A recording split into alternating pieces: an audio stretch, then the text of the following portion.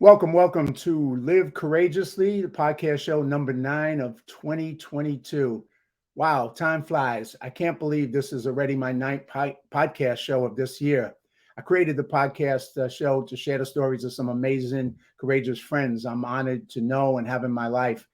And I chose the title, Live Courageously, because that's been the conscious theme of my life for the last 2 years since the beginning of the pandemic. And I would say unconsciously, it's been the theme of my life for most of my life. So if you haven't seen the previous 8 podcasts with some amazing friends with some very powerful stories about overcoming all odds to live their best life, you can watch them on my Live Courageously YouTube channel and at Duff Square Film, on Rumble. I recommend you check them out. Binge watch them if you like. It's better than Netflix, and you'll get a large dose of courage.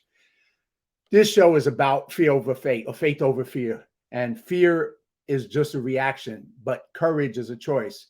And I suggest you need to consciously choose courage to get through life and deal with what life may throw at you. Last night, I saw a movie called Father Stu, which is based on a true story of a boxer who life threw a whole lot of challenges at him.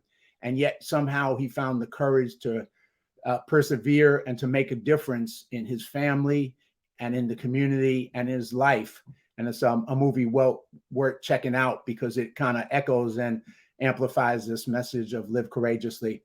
So I encourage you to adopt a spirit of courage in the face of any and all fears that you may face going forward in life. So today, let me introduce you to my guest and my friend Bob HAMER, who has lived a very, very courageous life.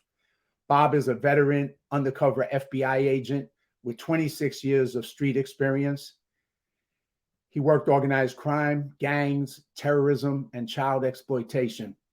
Although he prides himself on a career of successful undercover assignments, he also served as a case agent or co-case agent on some of the most significant matters investigated by the Los Angeles office of the FBI. The LA Mafia family case, the Eddie Nash case of Laurel Canyon murders, John Holmes, Boogie Nights, and Wonderland fame, and the July 4th shooting at the El Al ticket counter at LAX. Bob's received numerous awards throughout his career, including the FBI's Director's Award for Distinguished Service and 5 United States Attorney Awards for Distinguished Service. In undercover assignments lasting anywhere from several days to more than 3 years, he has successfully posed as a drug dealer, a contract killer, a fence, a pedophile, a degenerate gambler, an international weapons dealer, and white-collar criminal. While posing as a criminal, he earned nearly $1 million in income provided by the targets of federal investigations. Bob worked undercover against such diverse groups as the La Costa Nostra, the Sicilian, Mexican, and Russian mafias, Asian organized crime groups, and Los Angeles-based street gangs. His successful infiltration of NAMBLA, which is the North American Man-Boy Love Association, resulted in the arrest of 8 members of what one defendant called the organization's inner circle. Bob's undercover activities in the LA Mafia family case has been detailed in the book, The Animal in Hollywood. He once purchased 7 kilograms of cocaine with a pair of boxing gloves and was the undercover agent in the first conviction ever obtained under the Female Circumcision Act of 1995. He successfully infiltrated a group of race fixers who frequent Santa Anita and Hollywood Park and even managed to hit the pick 6 twice. Operation Smoking Dragon resulted in the indictment of 87 individuals who were trafficking in surface-to-air missiles, virtually undetectable counterfeit U.S. currency, drugs, and counterfeit goods. And that's just his experience in the FBI. And then his life goes on because this is somebody who's lived a very full life. Bob is also a member of the Writers Guild of America, the Writers Guild of Canada. He has television writing credits for Sue Thomas, FBI, and The Inside. He's worked as a technical advisor for the series The Inside and Angela's Eyes, and he's consulted for Law and Order, SVU, and Sleeper Cell. He's also appeared on Oprah and Hannity to discuss his undercover role in the NAMBLA investigation, and he's appeared on Inside North Korea's Dynasty and National Geographic Inside North Korea to discuss his undercover role in Operation Smoking Dragon. and it keeps going. I mean, he has an amazing amount of accomplishments. This is a very accomplished person. He's the author of 3 award-winning books: The Last Undercover, The True Story of an FBI Agent's Dangerous Dance with Evil; a novel, Enemies Amongst Us; and a second novel, Targets Down. Bob has also released 3 novellas: Detour to Justice, Expendable for the Cause, and Blood in the Desert. He's collaborated with New York Times bestseller author Oliver North to write American Heroes on the Home Front and Counterfeit Lies. Bob is a Marine Corps veteran. He's married and has 2 children. So after that amazing short history, because I know it's a lot longer, and it's, you know, it's just an amazing amount of conference. Let's welcome a friend and an amazing, courageous person to the show. Welcome, Bob HAMER. Hey, thanks, John, for having me. I appreciate it. Hey, thank you. Thank you for being part of this and being willing to share your experiences in life and your story with the audience. You know, Bob, I usually like starting out the show with 2 questions, and then we'll get into your life, and I'll ask you questions to take you on the journey from when you started. My first 2 questions usually are, how did we meet, if you remember? And sometimes I do, and sometimes I don't remember. But if you do, and then the second part is, what does live courageously mean in your life? So those are the 2 questions to kick off the show, if we start there. Well, we first met through a group of people in Hollywood that shared like-minded values, and then I know that we've talked at different luncheons and opportunities where we've had to socialize. And I appreciate, even one time I was in LA speaking, and you came to hear me speak, and it was nice to have a smiling face, because I think there were a few enemies in the crowd there that weren't too happy with what I had to say. So I appreciate that. Well, I remember that well. It was a very strange crowd, and you were sharing your story from your book, The Last Undercover, as well as other things. And that's when I picked up a copy of the book from you, The Last Undercover, which shares all those journeys. Yeah, so that was a funny crowd, I must admit, a crowd that I didn't want to ever experience again. But yeah, you did very well in that. Yes, I thought they were all my friends before we got started, and then I realized about halfway through that some of them weren't. So yeah, there was some strange folks. Let's put it that way. But then the second part is, you know, you've lived, in my opinion, obviously, and probably in your own, you've had a very long, courageous life in what you've done. So what does living courageously mean to you? How do you see that in life? Well, I think certainly living without fear. We've all faced different challenges, and regardless of whether you've worked in front of a camera in Hollywood, whether you've been an undercover agent, whether you're just a husband or wife or father and mother, that we all have struggles, and to live without fear. I come from a strong faith background, and I always laugh that I'm sure there's some theologian that would say that this verse was only it wasn't meant for me, but it means something to me. And it said, the Lord himself will go before you and be with you. He will neither leave you nor forsake you. Do not be discouraged. Do not be afraid. And I kind of lived that way. I knew that I was in the FBI for a reason. And I mean, we can get into it later, but it literally was a direct answer to prayer. And I think through some of my tougher assignments, I just kind of figured, you know what, I'm here for a reason. And I always like to laugh that when I came home at night, my wife was happy, but had I been killed, I had a pretty good life insurance policy, so she was covered either way. Well, you know, you said that quote you live by, and that's kind of what got you through. But you know, let's start at the beginning. Where did you grow up? And the first thing, obviously, you did was you became a U.S. Marine. And what age was that, and why did you choose that? Because that's a branch that takes courage to be a part of and to be a Marine. So tell us a little bit about that story. Yeah, I grew up in the Midwest. I actually grew up in an Air Force community. Not that my father had been a veteran of World War II, but I was always drawn more toward the infantry than I was to the air. And it was very interesting when I graduated from high school, one of my friends and I drove to Washington, D.C., and we went to Arlington Cemetery. And I saw this was during the height of the Vietnam War, and there was a Marine Corps major that had been killed in Vietnam, and they were having the processional, and watching all of these men in their dress blue uniforms and watching the pomp and the circumstance of this funeral, it really got me. And I decided that if I were going into the military, I was going to go in as a Marine. So I ended up applying to the Marine Corps. At that time, well, they still do, but the Marine Corps had a program called PLC, the Platoon Leaders Class. And the recruiter explained to me that if I went into this program, I could finish college, go to officer candidate school during the summer, and then once I got out of the Marine Corps, once I got out of college, then I would be commissioned as an officer in the Marine Corps. And it's like, yeah, this is what I want to do. I got to admit, there's a lot of guilt on my part because I could have gone to Vietnam. I could have enlisted. I could have gone in with some of my friends, people I knew in high school that had gone in just directly out of high school. I waited until I got out of college.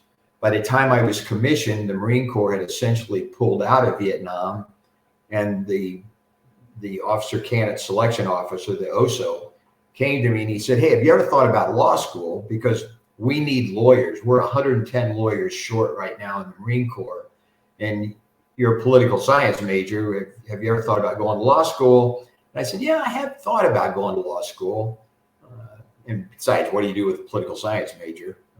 So I actually ended up going to law school. The Marine Corps didn't bother me until I got out of law school. And then I spent 4 years on active duty in the Marine Corps as a judge advocate. So I always like to say that the Marine Corps did two things for me. They got my wisdom teeth pulled, and they taught me how much I hated being a lawyer. I had roughly 150 trials. A lot of guilty pleas, but I was in court a lot and had everything from unauthorized absence to murder. And what I learned in the Marine Corps was that in the courtroom, it was never a whodunit. And I'm old enough to have grown up in the Perry Mason generation, where I literally assumed that during the trial, the innocent party, the guilty party came rushing through the back door and going, "Wait a minute, I did it. And it never came down to that. Literally every case in which I was involved in the Marine Corps, they were all guilty. It was just a matter of whether you could prove the guilt beyond a reasonable doubt. And it was never a whodunit. It was always, is the search legal? Is the confession admissible? And there were always procedural issues. And again, I was kind of spoiled by Hollywood, thinking that the courtroom was where the excitement was. And for me, that just wasn't exciting at all. And so I was looking for something a lot more exciting than the courtroom. I hear you. Well, my first experience that's kind of changed my life in a way and helped me pivot in a different direction was when I line produced some training videos for the U.S. Marine Corps. I don't know how many years ago, 15 years ago. And we went down to Pendleton, and there was they had an educators workshop that the Marine Corps put on. We went out to OCS in summer and winter, and we filmed the Marine Corps training programs and the OCS that you participated in. And at that point, I had never had any up close experience with the military. My dad was in the Army, fought in the Philippines, but he died when I was 4 years old. So I didn't get to really know that experience. But being around those young Marines on Pendleton and Quantico, it just opened up a door, because I just came across some of the best people I'd ever met in my life. And it just made me come back and go, what can I do in Hollywood with my experience to help veterans in the film industry? And that kind of pivoted me into that, being involved and being pro-veteran support and doing stuff like that. So the Marine Corps gave me that kickoff, and I'm glad that it did. But yeah, go ahead. No, I laugh because we always say that the Marines didn't consider me a Marine and the lawyers didn't consider me a lawyer. But I really do cherish my the fact that I can say I'm a U.S. Marine. And probably, I mean, I wasn't much of a Marine, and my FBI career was much more exciting than anything in the Marine Corps. But I am extremely proud to say that I'm a U.S. Marine, and that I had spent 4 years on active duty, because and I think it's probably opened more doors for me than saying I'm an FBI agent. So it was a great decision on my part. Well, it's a great organization, and obviously it's highly respected. And, you know, every Marine that I've met at the American Legion, that I belong to Post 43, and all the Marines I met over time, I'm just, you know, honored to know them, because it just brings together, not everybody, of course, but some of the best. And it goes throughout their whole life, you know, and a lot of them go into service of another type, just like you did. So you came out of the Marines, and obviously being a lawyer wasn't the attraction that it was. But from there, you made a decision to join the FBI. What made that decision for you? Why the FBI? I remember when I was a kid, I watched the FBI show on TV, and I wanted to be an FBI agent as a kid. Of course, I dropped out of high school and I wasn't able to go down that path.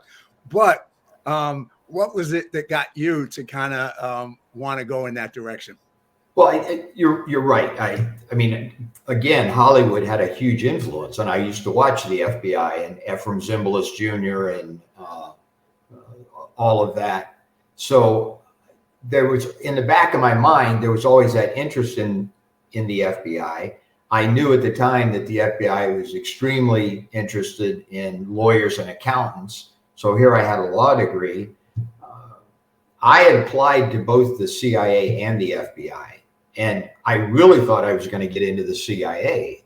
It was fascinating. The LA Times, in the sports section of the LA Times, there was an ad that the CIA was looking for case officers. And at first I thought this was a joke, because I figured the CIA went out to Harvard and Yale, and some guy in a trench coat came up to you and said, "Hey, buddy, you know, you want to be a spy?"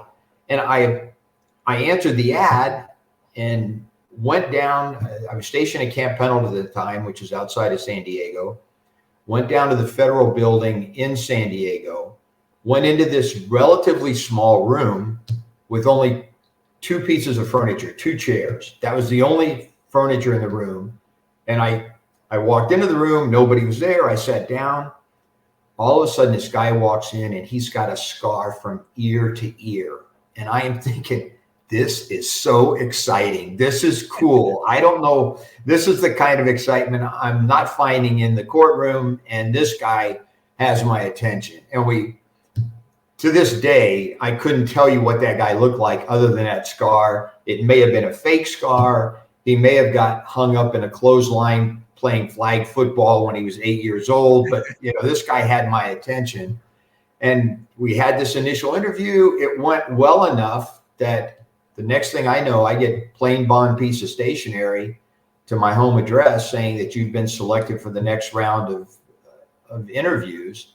And this was well before 9/11. So I was instructed to not tell anyone what I was doing, pay cash for everything, fly under an assumed name, and go back to Washington, D.C. and meet with some people. So wow.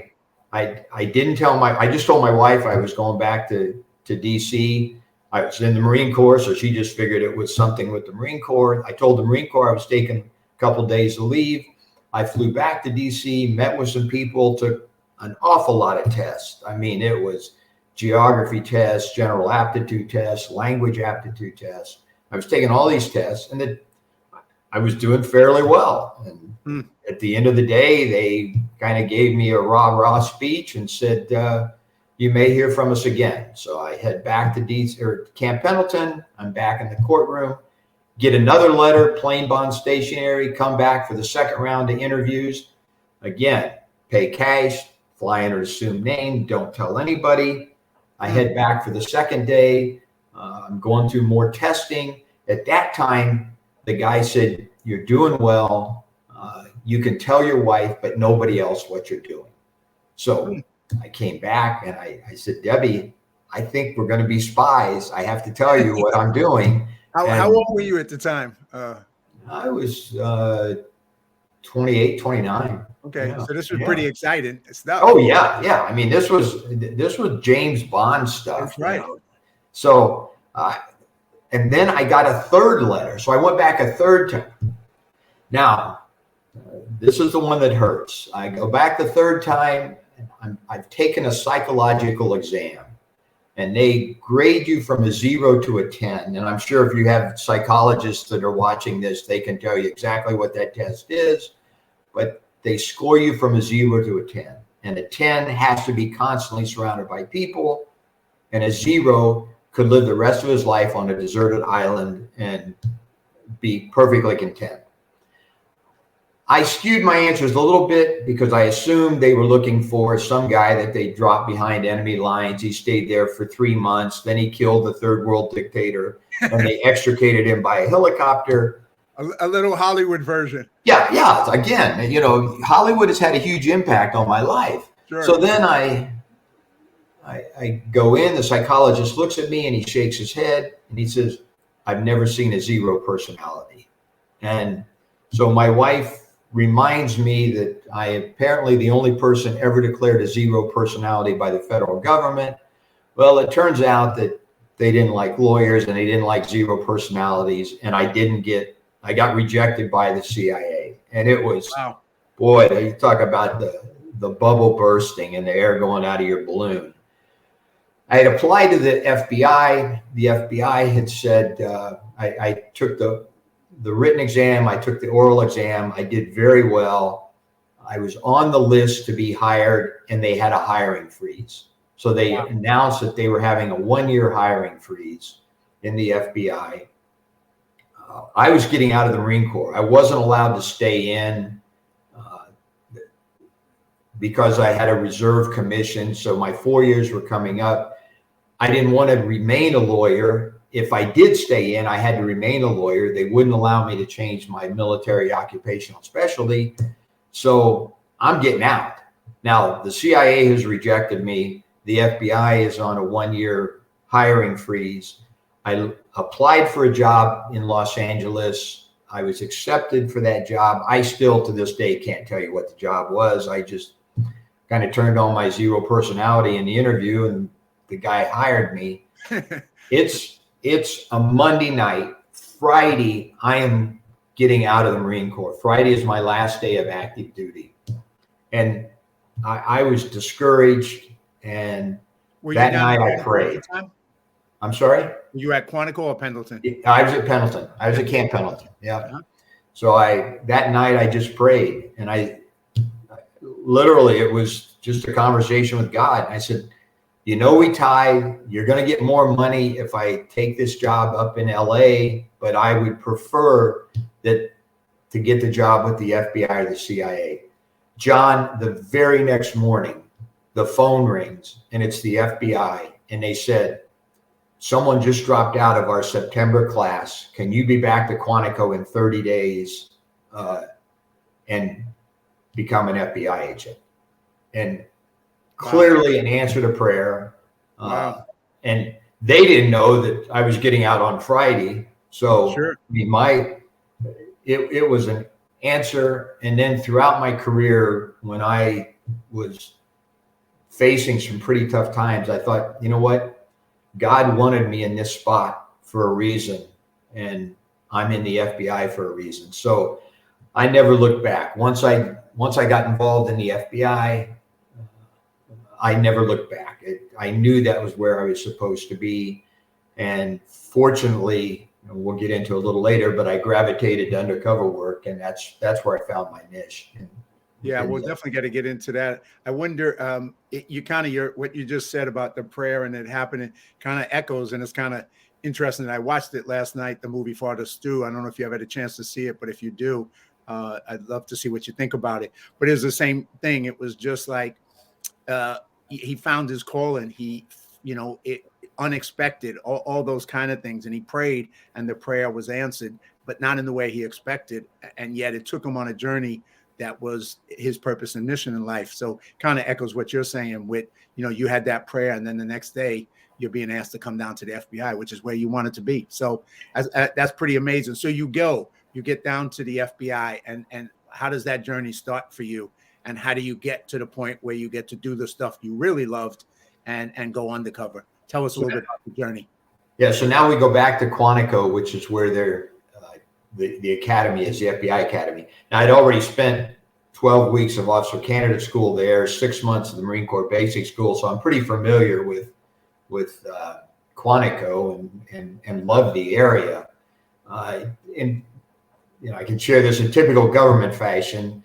They said you'll never get back to San Diego, so we had a home in San Diego, and we sold the home in San Diego because we were told by the FBI you'll never return to San Diego. Sell the home in San Diego. Debbie moves in with, kind of shares time between her parents and my parents. We have a little girl at that time, our first child, our daughter, and I head back to Quantico, and kind of laughing. When I was in the Marine Corps, when we were doing certain training assignments, they would say, the FBI did this, and they're so much smarter than you guys. They always outshine you on this particular obstacle. And then when I'm in the FBI Academy, essentially going through the same thing, it's like, the Marines do this, and they always are better than you FBI agents. It's like, wait a minute, I heard this story the last time I was here, and it was a different answer. But so then I'm back at Quantico, and about halfway through, lo and behold, the government changes their transfer policy, and I get orders back to San Diego. But it was while at the academy that I found that it was exciting. I learned a lot. I knew that I was going to be able to apply what I knew from law school, the experiences that I had in the Marine Corps as a prosecutor and as a defense counsel, so that I could think, I could understand the elements of the offense. I could understand what was necessary. And those 4 years in the Marine Corps prepared me to be a much better FBI agent, because I knew how to put a case together, and I knew how to think like a defense counsel. So I was able to sort of see the holes in our investigation and say, look, if I were defending this guy, this is what I would bring up to try to raise a reasonable doubt, so we could shore up those holes in the investigation, and it paid off. So when you get in, you go through the training, you get accepted and become an FBI agent. Did they try and direct you towards being a lawyer and being legal, or how did you pivot out of that into being undercover? How did that process? No, every agent is a street agent first. I mean, you go out and you investigate crimes. They may, depending on what squad you're assigned to and in what division, it's going to vary. But I was very fortunate. I came back to San Diego. At that time, San Diego had a general criminal squad. So within just weeks of reporting to San Diego, I captured a bank robber running out of a bank. We were working kidnappings, extortions. We were working some very interesting cases. And then we started working an art theft ring. And that was sort of my first entree into undercover work. But I had tremendous training agents that took the time to explain the real world, not the world of the FBI Academy, not the training world, but just like I'm sure all of your viewers, it's the same thing. You went to school to learn one thing, and then once you got into the real world, you recognize that it's not the same thing as it was in the hallowed halls of education. Things are a lot different in the real world, and that's where I began to understand this is what being an FBI agent's all about.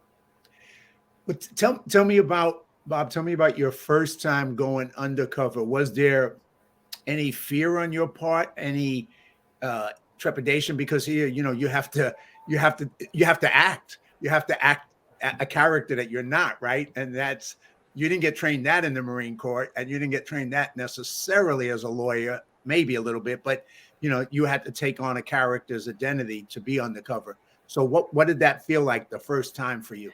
Yeah, it's a little bit different now, because now the FBI has a pretty sophisticated training program for undercover agents, a certification process that you have to go through. And they want you to think it's like SEAL training or BUDS training in the Navy SEALs, or maybe Marine Corps Officer Candidate School. It's not that physically demanding, but it's emotionally and psychologically stressful. The training school is 2 weeks. The certification school, about half of those that apply to the program that get accepted into the school, only about half of them get through the school and are certified.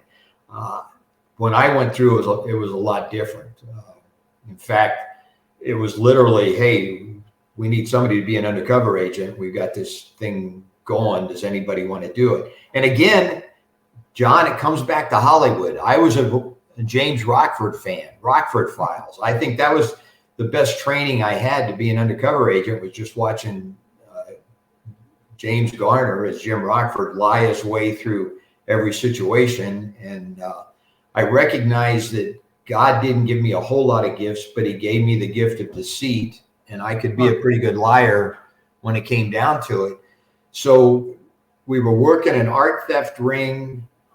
We had an informant that was willing to introduce an undercover agent, and there were two agents that were working this, myself and the lead agent, and the informant just pointed to me and he said I could introduce him, and he could be my associate. I can bring him into the ring. And I jumped at the opportunity. This was an answer to a dream come true.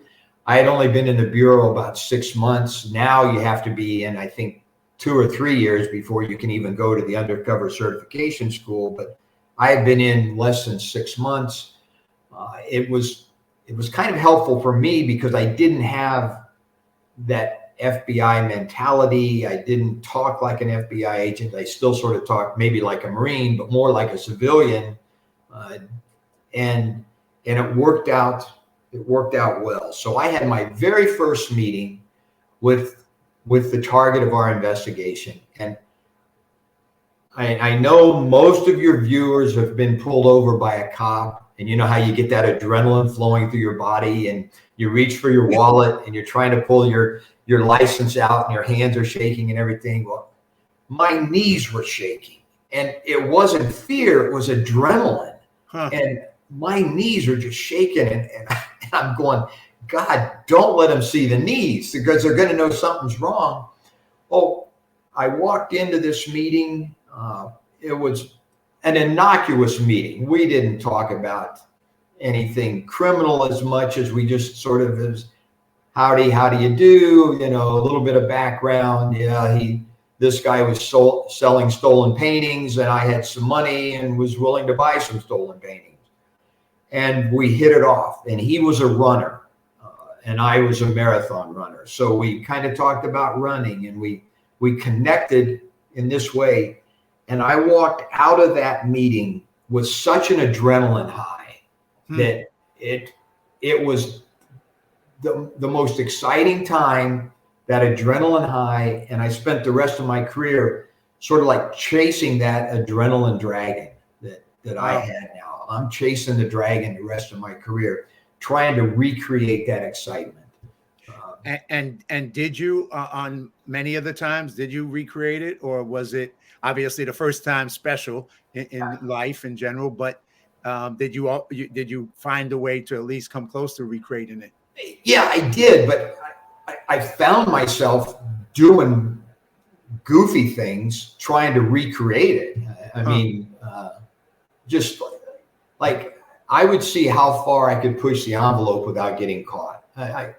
I played music. I would have the bad guys in the car, and I'm playing Jailhouse Rock, Folsom Prison Blues. I was just reading that, preparing for this. That's pretty wild.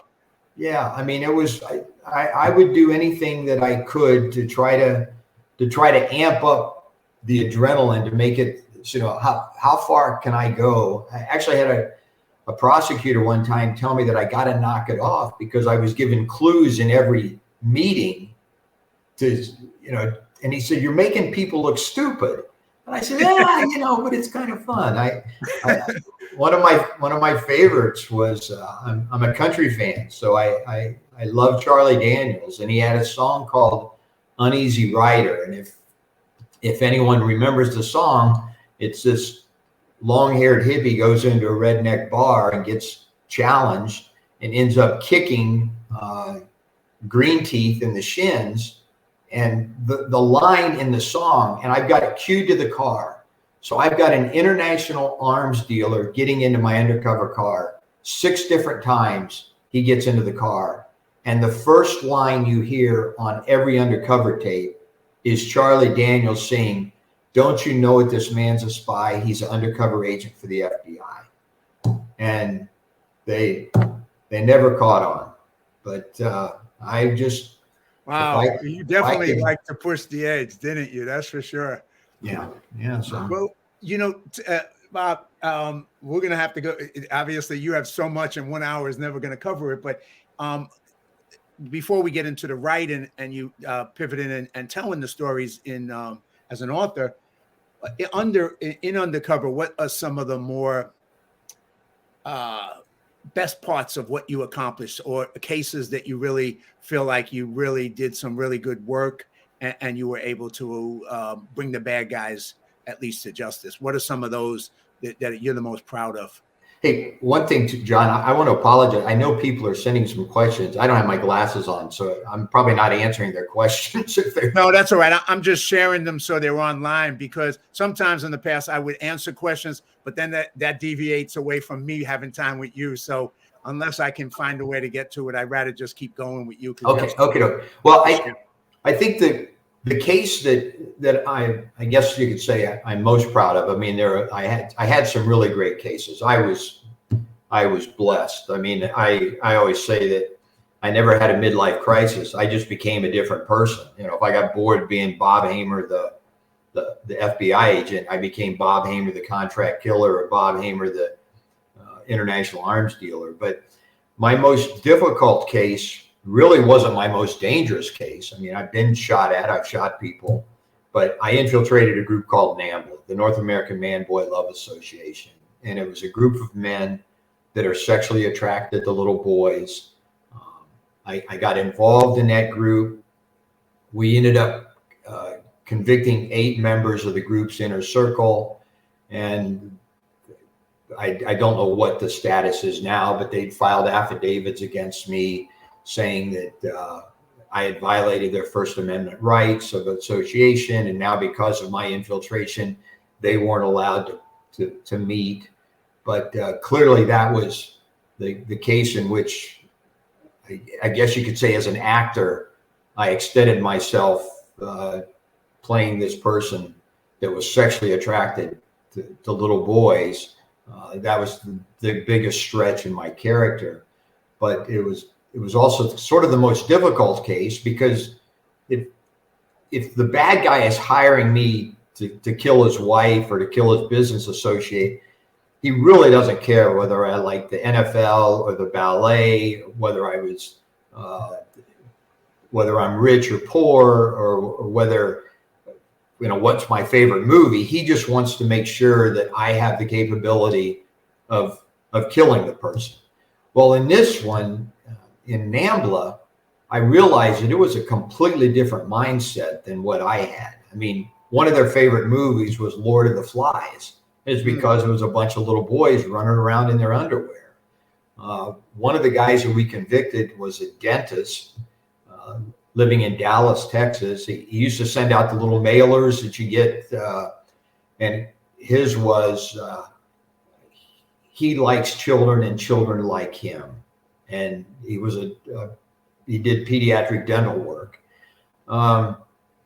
But he had actually videotaped, DVR'd a Sylvan Learning commercial. Now, you and I might watch that commercial and say, oh, you know what, that's a good idea. my son or my granddaughter needs help with their homework, so I'll take them to Sylvan. Now, this guy, he did the commercial because he was in love with the little boy that was in the commercial and kept playing it over and over again.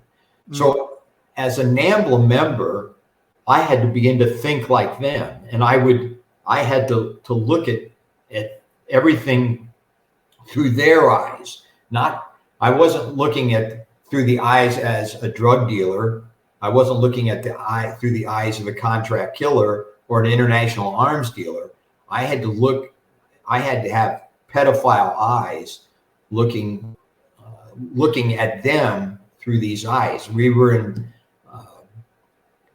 down in Florida, and we were out. It was a beautiful night in Florida, Boca Raton. There were beautiful women that were just walking up and down in bathing suits, and I couldn't look at them because I wasn't attracted to women. And then there's little boys that were running around with jerseys on, or numbers or colored shirts, and the guys I'm with, they're playing the dating game, and it's going, okay, who do you want, the one in the red shirt or the one in the blue striped shirt? And so I had to pretend that was my interest, because that's what they were. One of the first meetings I had with them back in New York, and John, you're from New York. I don't know if you'd ever gone to the Toys R Us down in Times Square, but yes, I have. We first met at Grand Central Station. This was my first meeting with the NAMBLA members. We were to meet at Grand Central Station, and then we were going to take a walking tour of downtown of Times Square.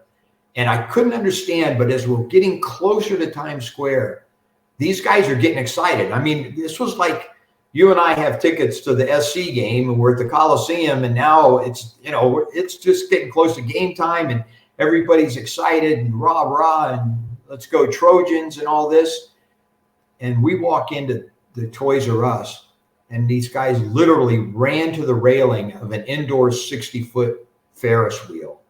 And they are talking about, look at that kid in that seat. Look at the guy in the striped shirt. Look at that little boy. This is what I would do to him. This is what I want to do to that little kid. And they were saying stuff that, had I not been undercover and I had walked past and heard them, I probably would have thrown him over the railing.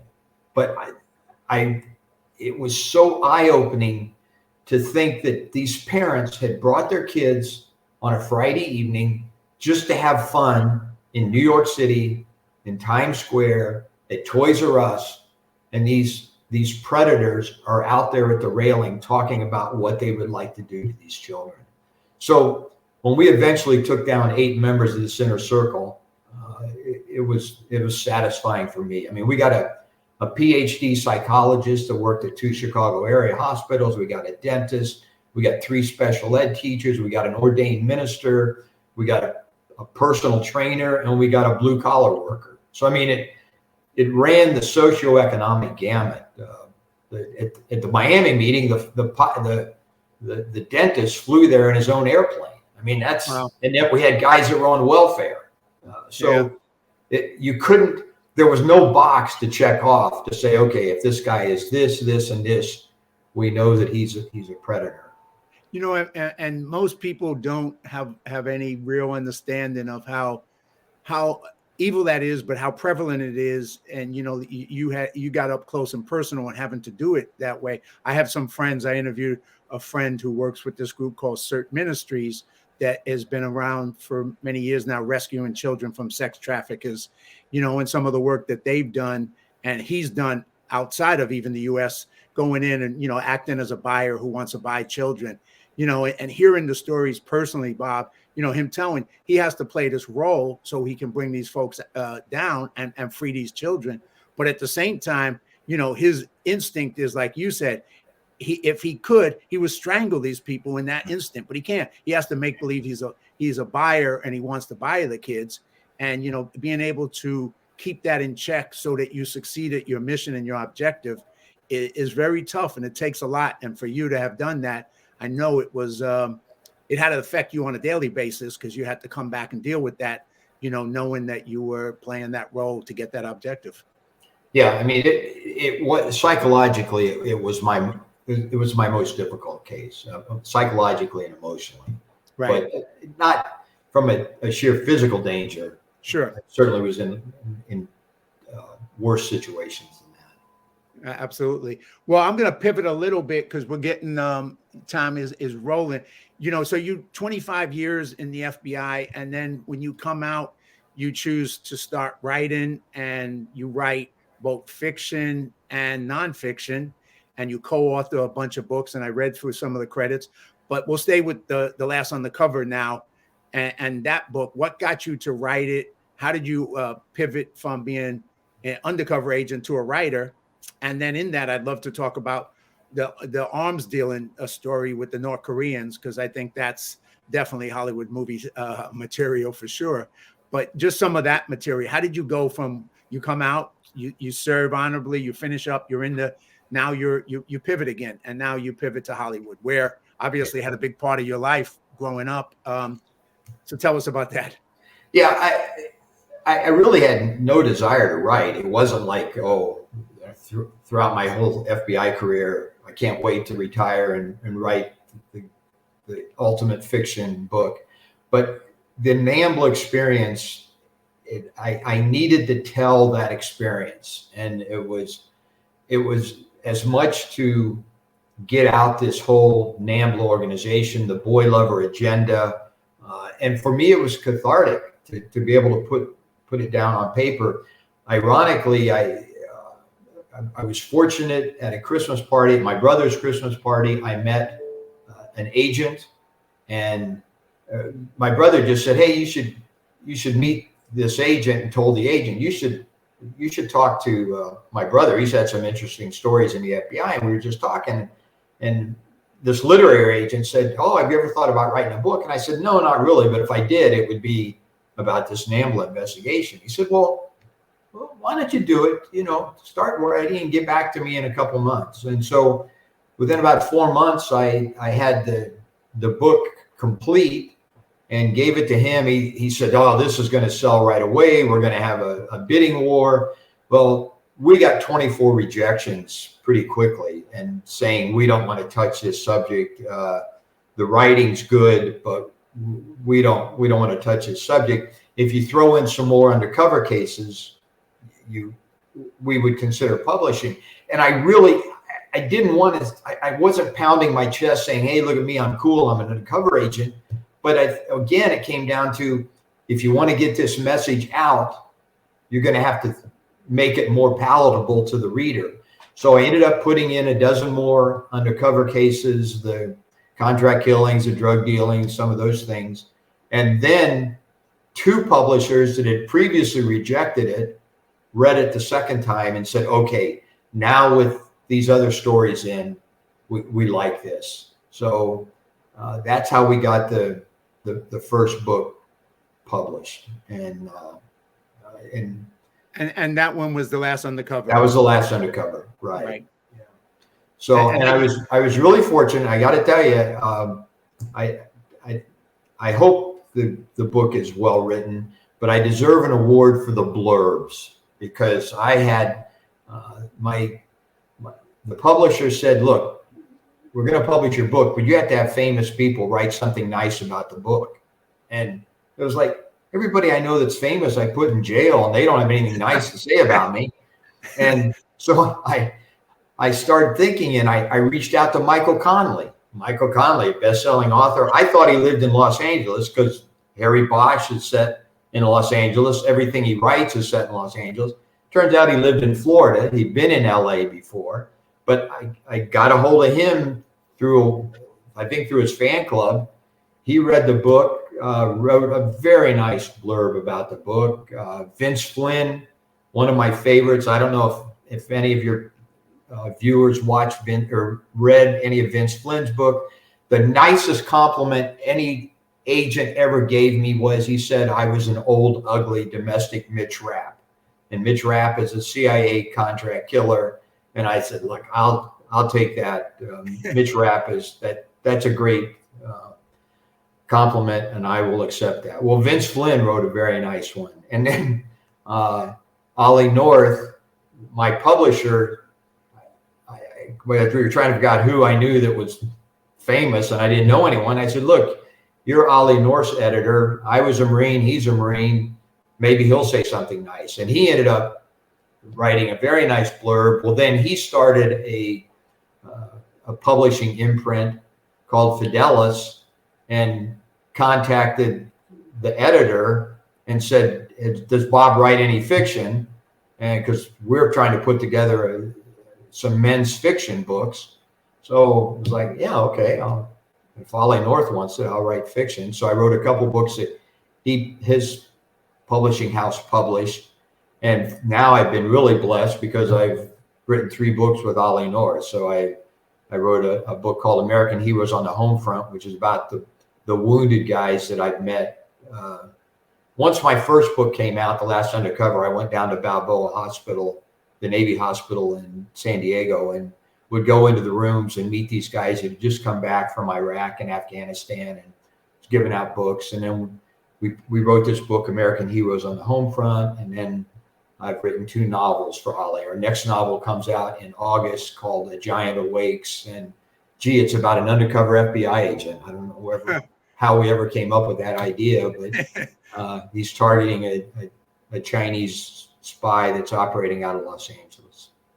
Well, you talk about your faith, and when you pray, I always say nowadays that God had a bigger plan for me, and he also has a sense of humor because, when I look at my life, the fact that I'm sitting here interviewing you and talking about your experience in the FBI. I mean, when I was 15 years old, I wanted to be an FBI agent. Like I said, I was in the South Bronx, dropped out of high school, went down the other path, and you may have known some of my life, but I became a communist Maoist leader. And my connection to the FBI was later. Through the Freedom of Information Act, I have my FBI file. So I got an FBI file on me. It's a little different than your experience, but eventually I pivoted from that side to the other side and, became who I am today and went on that journey. And so, like I said, God had a bigger plan and he took me in the right direction. And it was an and then I, got reconnected to a friend of mine who just went through a training with the FBI, like as a civilian FBI person. So it's fascinating how life takes you on a journey if you follow, what you're supposed to be doing. Well, John, the reason I met you, I mean, we can share it now. I mean, the FBI, we were targeting you, and so they just sent me in to sidle up to you. When I was like, I think 18 years old, I led a demonstration in Manhattan, and I was a high school dropout, and I'm leading this demonstration, and we're marching and everything. And at that time, they had a red squad, and this detective comes up to me and says, "Hey, John Duffy, I just want you to know we know who you are, and we're watching you." And that freaked the hell out of me, man. I was like, 18-year-old kid. I was like, whoa, I did not know that I was on anybody's radar. I just figured I was a kid from the ghetto. Why would anybody be looking at me? But kind of scared straight, huh? Well, it didn't scare me straight, but it kind of put a little bit of a thing in my mind going, huh? And it went on from there. But anyway, back to your story, you did all these series of books. You got another book coming out. What else is coming up for you? And you do some speaking. I mean, that's like I said, I went to that time that you spoke to that strange group, but you do speak and you share some of your stories, and I take it that you'll do more of that in the future. Is that correct? Oh yeah. Yeah. I mean, obviously COVID put a kibosh on a lot of these speaking engagements for a couple of years, but yeah, I've been fortunate to speak to law enforcement groups, to civilian groups, to church groups, to parents groups. So I've shared my experiences, and I incorporate my undercover stories. If I talk to a business group, a leadership group, I talk about leadership, but incorporate my undercover stories. If I talk to church groups, or I usually incorporate the whole idea. I was in the middle, and I won't share the story because we don't have enough time, but it's in the book. Buy my book, and you'll please buy it.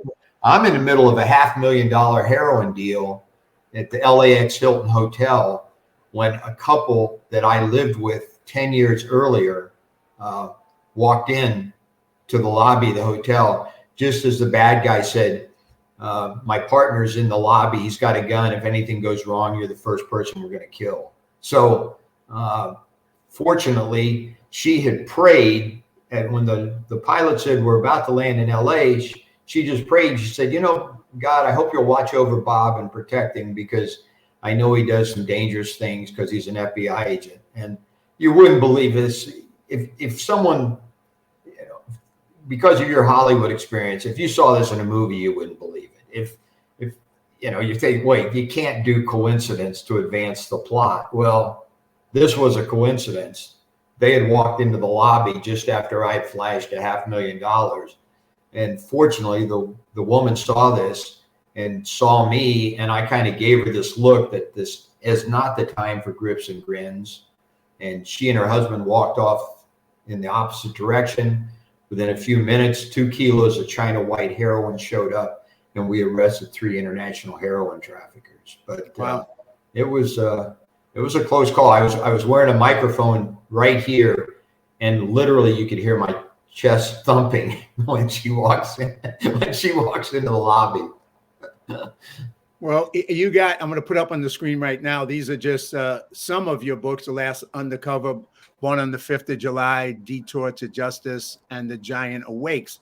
Giant Awakes is, and then you have another one coming out. The Giant Awakes, a new one. That's the new Ollie North book that comes out August 10th. Oh, okay, excellent. So, but all the books are on Amazon. Anybody watching this, both the nonfiction, which is a great book, which takes you behind the scenes, but also the fiction. If you like good fiction, you'll enjoy his books. Go on Amazon, buy the books, and you'll get a deeper understanding of both Bob and also his writing and his ability to tell stories. So by all means, please do that. Of all those, is there any moment that you felt you were the closest to death's door in any other undercover thing where you came close, besides the one that you just shared there, where that could have went south right away? But outside of that, any other times? Well, I was involved in, I've shot a couple people in drug deals that didn't go right. But I mean, I've had some close calls. It's you can slip up pretty easily, pretty quickly, and you just have to be. And I think that's the one thing. One of the toughest things in undercover work is not lying too much. I mean, you keep the lies. It's kind of like what's going on today with so many of these conspiracy theories. You throw in some truths, and then people start to believe the truth, and then you take it in this other direction, and they believe that because they've already been taken down that path with the truth. So it's very similar to undercover work. So you maintain as few lies as possible, but there have been times when I've been pretty close to being caught in my lie, and had to backpedal pretty quickly. I do tell the story in the book. I was undercover 6 months at Santa Anita in Hollywood Park with a group of gamblers that were fixing the horse races. And they all had nicknames: Jimmy the Mouth, Jimmy the Greek, Joe the Broom, David the Printer. My nickname was Bob the Cop. And Bob the Cop, really? Bob the Cop, yeah. And at one time, it's a long story, but in essence, this group had been together for 10 years, 5 years, 10 years, they knew each other. And now I came into the group. They identified who the people were, and I started sidling up and talking to them. Well, this one guy had been out for knee surgery, and he came back and he said, wait, who's this guy? And he said, oh, that's Bob. He works for a sports agent down in Boca Raton, Florida. And he scouts professional baseball or college and high school baseball players, which our son was a really good baseball player. So I played ball in college. So I kind of knew how that game was played, and that was my backstory. But they said, well, how do you know he's not a cop? So this was Bob, the guy Renee thinks is a cop.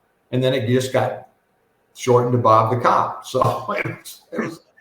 Now, Bob, curious, having come out of doing all that character work as undercover, then coming into Hollywood as a consultant on films and on TV shows and stuff like that, did it ever cross your mind that maybe you should act?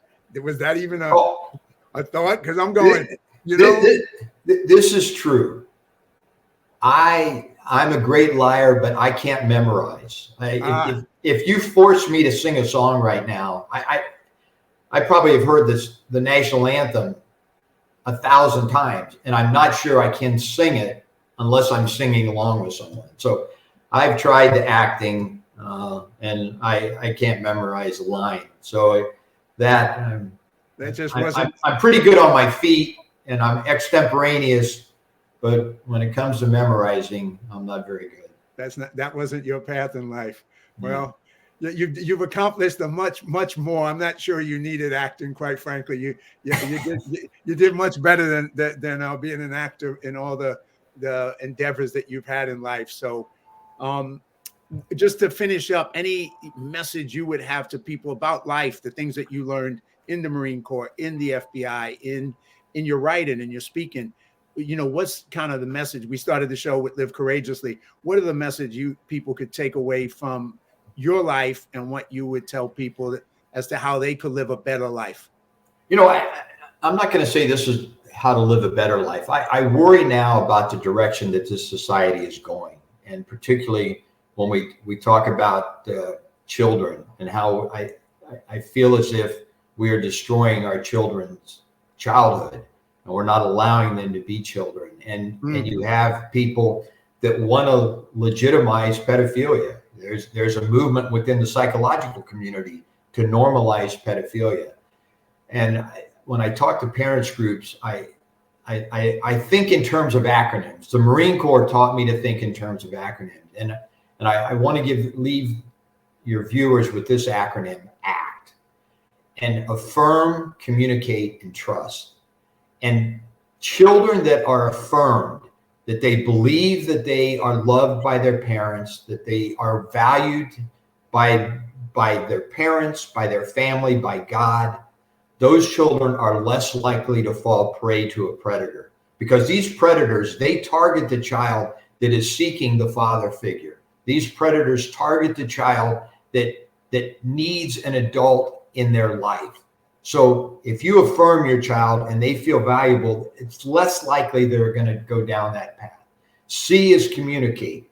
You need to communicate with your children. Let them know that they can talk to you, that you will talk to them. You don't just shun them off to a room. You don't listen to them. You don't tell them they're stupid. You listen to them. You allow them that they can talk to you about anything that they're feeling, and you're going to take it as important. We used to play a game at our table, at the dining room table, I Spy. And, sometimes a kid will say, oh, I almost saw a cat get hit by a car. Well, he talked. We allowed our son to talk at the table. We allowed our daughter to talk at the table. And we had this open communication, because one of the tricks they do is, this is our secret. If you tell your mommy or daddy what we're doing, we're both going to get in trouble. So this is our secret. So as a parent, you don't have secrets, and you communicate. And then trust. And Ronald Reagan, when he was talking about the Soviets, he said, trust but verify.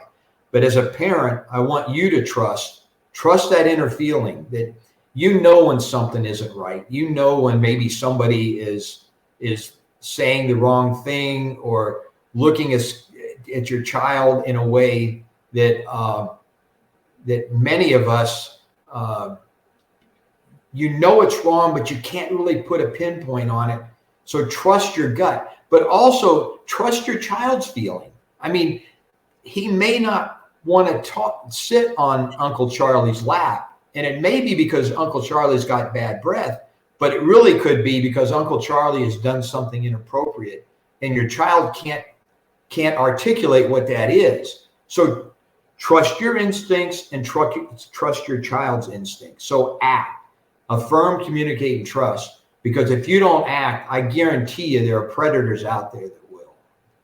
Well, that's a power. I think that kind of really leaves people with a powerful message, and a message that for our time even more, because it is more of a danger now than ever before. So what you're suggesting, a friend of mine just put on the thing, to your last thing, I'm going to read this one. He said, Ted Shred said, Bob's performance makes a difference for many, not to entertain an academy of nonsense. And I think, you know, your performance as what Thank you've you. done in the real world to help people and with your message right now, I think is something for parents, especially, is a message they got to hear, because predators are increasing, and because of social media and the internet and a bunch of other reasons, that if you, I think that message of ACT, affirm, communicate, and trust, it's a powerful message for parents. So Bob, thank you. I'd love to do it again. There's so much more I could talk to you about and have you share, because you know, you've lived a colorful, but also a very effective life. So I thank you. I thank you so much for taking your time to come on here. When your book comes out and is officially there, please let me know so I can share it with you and tell people to check it out. But check out all his books. It's easy on Amazon. Go there, and if you're a nonfiction person, get the nonfiction. If you're a fiction person, get the fiction, or maybe just do both. So that just way, buy them all. Buy them all. Why not? You know, you'll expand your repertoire that way. You'll learn some stuff. So, hey, Bob, it was an honor. Thanks, John. Thank you so much for what you've done in life, and I'm honored to know you. And you have a great week. And we'll Thanks talk for having me on the show. Appreciate it, John. You got it. Take care. All right. Let me just finish up the show. So that was a pretty, you know, amazing interview with somebody who's lived a very courageous life, who's done a lot, who's followed his fate, who's followed his instincts, and summed it up on a real powerful note for parents and dealing with what's going on nowadays in social media. So anyway, the message of the show is live courageously, have faith over fear. There's now 9 shows that you can watch on my YouTube Live Courageously channel. Please check them out. I got probably another 50 to 60 friends that I'll be interviewing over the next year and a year and a half. I did not expect this to grow the way, when I first thought of it, I was like, okay, I'll do maybe 12.